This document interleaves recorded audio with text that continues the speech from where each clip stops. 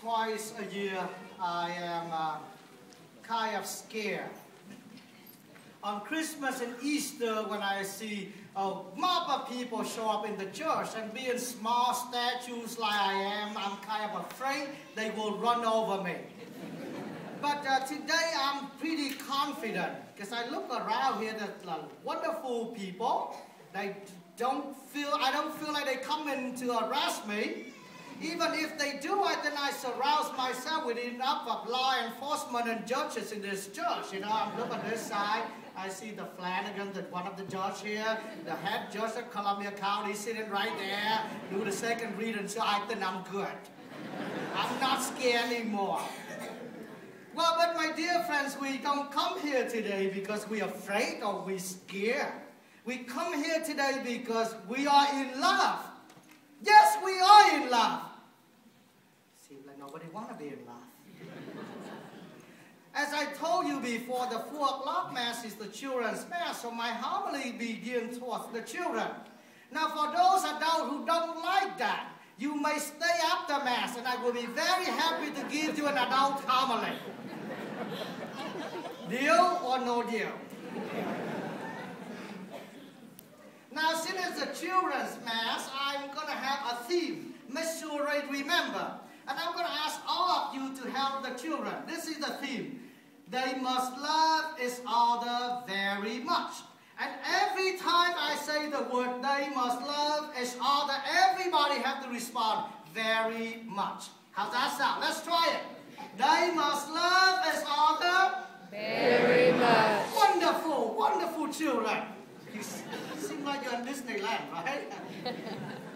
Now, this is the Christmas time. We hear a lot of the story. The story began with the angels of the Lord, right? Came right out to Mary. And the angel said, Mary, full of grace, the Lord is with you.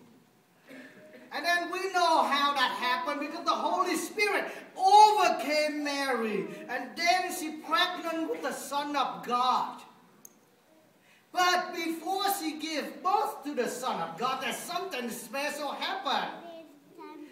I think Mary was about 2 months pregnant because other than that, how do you know you're pregnant, right? It's got to be about 2 months before you realize, even with the advanced technology nowadays. But guess what Mary did? Can somebody tell Father what Mary did during her pregnancy? She did something very special. Who wanna try? She visited somebody. Yes. That's right, she visited her cousin Elizabeth. Now let me ask you a question, okay? Nowadays, I'm not a medical doctor, I don't know, but after a certain month of pregnancy, they don't allow you to even fly, right? Now those years, they have no airplane to fly. They have no car to drive. They didn't even have a bicycle. They walked. And she was pregnant. And she walked. It's not a straight road like this. You know, in Israel, it's up and down like this. She walked to visit Elizabeth, her cousin, who is now going to become the mother of the man named John the Baptist. Wonderful. So therefore, I think they must love each other very much. Because if they didn't love each other very much, she wouldn't make her way out to go visit her cousin, who's the mother of Elizabeth. And if you read the Gospel of Luke, it's even more amazing. She didn't just visit for a day and went home. The Gospel of Luke tells us that she actually stayed with Elizabeth and helped Elizabeth, who's even more advanced in the pregnancy, for 3 months. For 3 months, this pregnant woman, Mary, actually stayed with Elizabeth to help Elizabeth because they must love each other very much. You see, after now we count, if we add the number together, probably Mary is about 5 or 6 months pregnancy. Now she actually had to walk home and get ready for her own delivery. You see, my dear friends, And then when she walked home, she needed to be prepared. But it wasn't that simple. The decree come out that everybody have to go back to their place of birth. They need to do a census.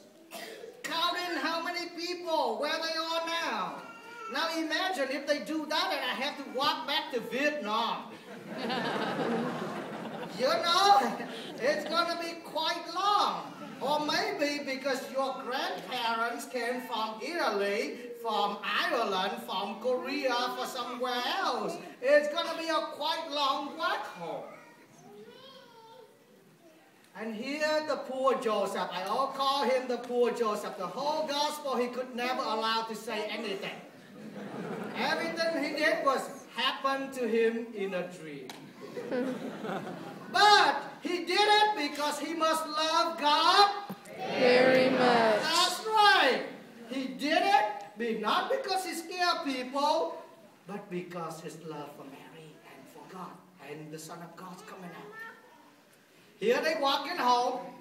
Remember this? They walking home. As soon as they get home, the decree come out. They have to pick up everything and ready to go again. And as they walk in, Mary said, "Oh, Joseph, I think it's time. I feel the babies want to come out now." And guess what they found? There's no house. There's no hospitals. There's not even an inn, a hotel to open for them. This is the season, you know. Everybody travel. And plus you don't have a lot of money. You don't look very wealthy.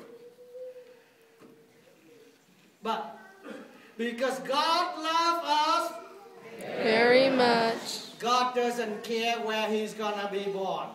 He comes right out and he said, "Here I am." The star shining upon him because God loves us very much. He doesn't care who we are, doesn't care who we look like, doesn't care if we have a PhD, an MD, or even a DVD.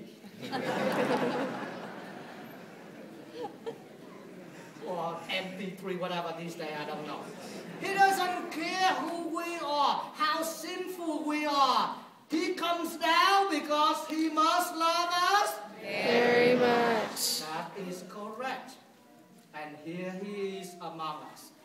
Now you look around you today, you have a lot of visitors. You have families coming from long distance coming to visit you. You know that's not because of the convenience. Traveling on the roads these days are not very convenient. They came because they love you very much. That's why they're here. I almost late for this mass. You know what I came back from? Doctor's hospital to visit a person. And I was about to make the zigzag cut, but there's nowhere to cut. And I was hoping that a policeman would stop me. You know why? So I can tell him I need to go there so that he can put his light on and leave me there. Mary and Joseph didn't have of those leading there. They only had the angels of the Lord leading them there. Look around you. Aren't you so lucky? Aren't you so blessed that you are being loved? My dear friends, this is not about the season of hatred. It's not the season of complaining. I know the children love to complain these days. I didn't get what I want. Well, the baby Jesus didn't get what he wanted.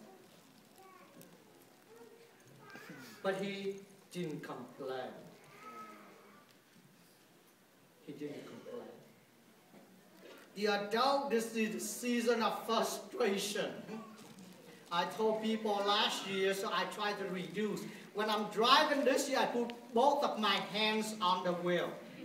You know, because if my right hand is free, I use it for all the things, unnecessary. I listened to my last year's homily and I know. Every time I raise my hand up and I see my white collar here, I give him a blessings. So I reduce it this year by giving out unnecessary blessing by holding both of my arms to the wheel. Although we have a lot of frustration, but this is not the time for frustration. You look back and see how Mary and Joseph would be frustrated. They didn't even know where they were going. They didn't know where they will be end up. But they allowed the will of God to work through them. So the bottom line of this homily is pretty simple. Be not afraid, but be in love. I'm going to end with a biblical quote, okay? A real story. I don't know how real that is, but I read it somewhere. Some of the priests wrote that one evening the priest came to a parishioner's house, knocking on the door, you know, carrying a big bag of food and thinking of coming there and you know, join them for dinner. He heard the music, the DVD player, but there's nobody in the house. He walked around. He began to hear the water running. So he knocked on the door even louder. Nobody came out to open. So the priest, being a priest, he took out his pen, took out his business card, he wrote on it. He said, Revelation chapter 3 verse 20. She stuck it right underneath of the door. Walk home. A few hours later, the owner of the house opened the door, took that in, and looked at Revelation 3:20. So he opened the book from the first chapter of the book of Genesis all the way to the last book in the Bible, the Revelation. He said, I found it. And it read, Behold, I am standing at the door knocking. And if anyone opens the door, I will come in and have a meal with them. So that wonderful parishioner said, Father, you use the Bible verses. So then that Sunday, she went to church, she took out the business card, reversed it, and wrote in it, Genesis chapter 3, verse 10, and say, to Father only. The people who count the money saw that, gave it to the priest. After the Sunday message, the priest went home and read it. Genesis 3:10. And he looked at the other side. That's my handwriting. Revelation 3:20. So he opened the Bible. He looked at that, and that read Genesis 3:10.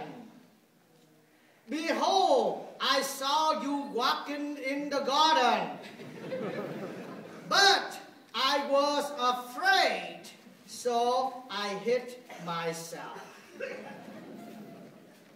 My dear friends, we saw God came, knocking on the door. Don't be afraid. Open that door and bring him in.